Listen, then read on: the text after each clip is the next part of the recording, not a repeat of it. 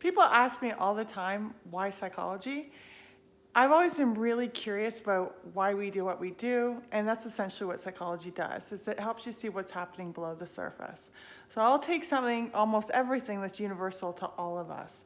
And when we disappoint ourselves, and often we disappoint ourselves because we keep the bar way too high, we expected a grade to be higher than it was, we expected our bank account to be higher than it was, we expected our scale to be lower than it was. We make these sort of arbitrary lines in the sand, and when we don't meet these arbitrary expectations of ourselves, we use what's called the superego, which is a Freudian term, but it does still hold some value. And it's the idea that whoever was your strictest parent growing up, we internalize that voice as a way to self-control. Now, it works well with impulse control in terms of work. So you have to get to work, you have to wake up, there's certain rules that you have to follow to be successful, but it does not belong when it comes to self-punishment. So we tend to, once again, when we do something wrong, we actually parent ourselves with that voice. It's familiar to us. So I'm suggesting another psychological phenomena,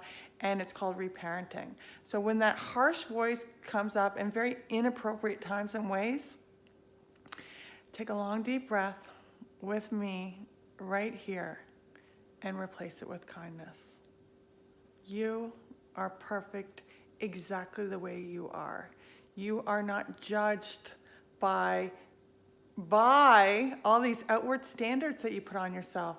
If you were asked a friend of yours what they thought of you, what were your best traits, you'd be shocked at how loving the words were.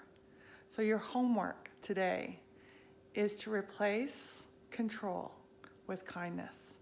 Find that 8-year-old inside and say, you're perfect, you are perfect, just the way you are. Until next time.